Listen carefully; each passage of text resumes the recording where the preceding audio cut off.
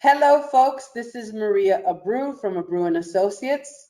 Welcome to my channel. If you haven't already, please subscribe. And if you like the content of the video, hit the like button and make sure to share. Here is an interesting question.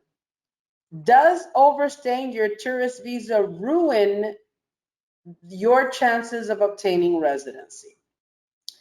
Now, there's no surefire way to answer this question because in practice it does not.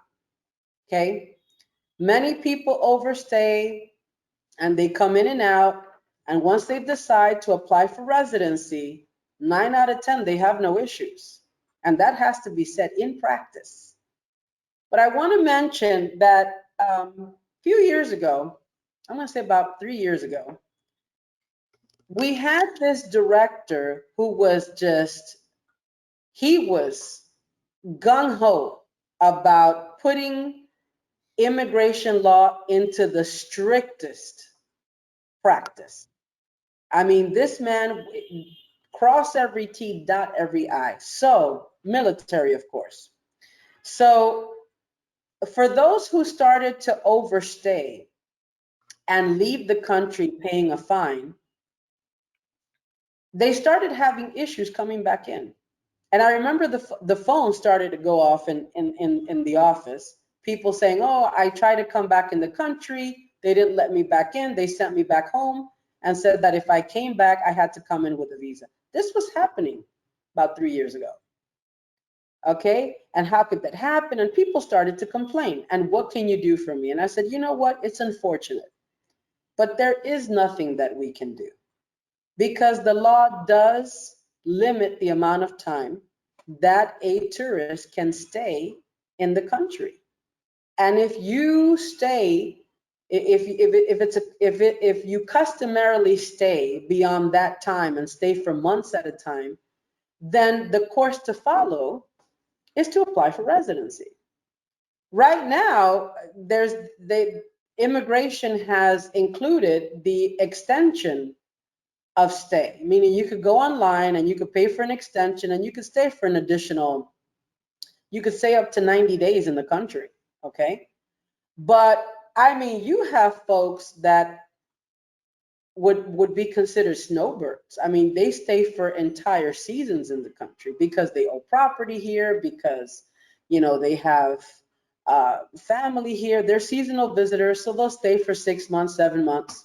You have others that have just stayed here to live and would go back home, a couple of times a year. So that kind of irregularity can cause you issues.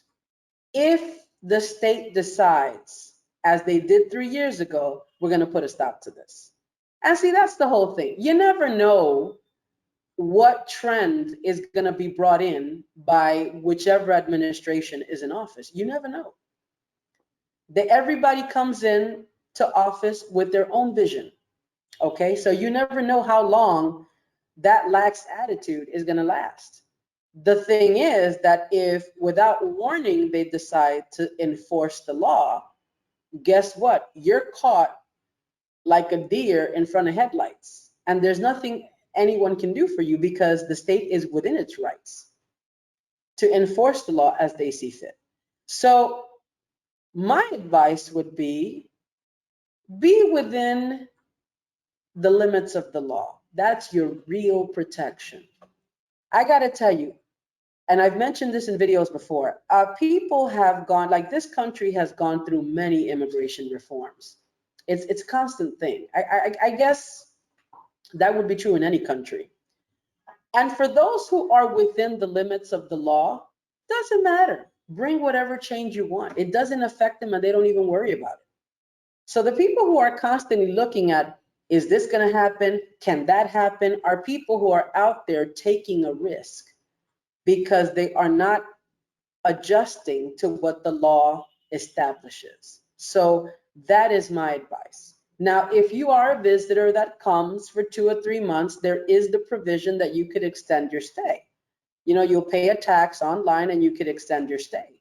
But if you're a person who has a vested interest in the country, you have property here, you have business here, you come and stay, ever so often, and just last for months at a time, you want to be here the entire winter, you should really think about it. Okay, it's not worth the risk.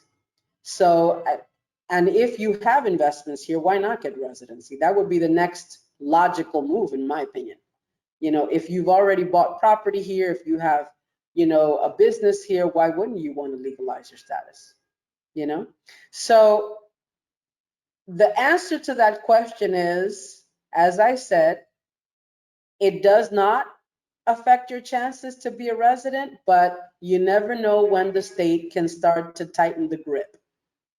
So if you want to have residency because you're going to be staying in the country for an indefinite amount of time, then do that instead of taking the risk. Okay, folks? That would be it, and I'll see you next time.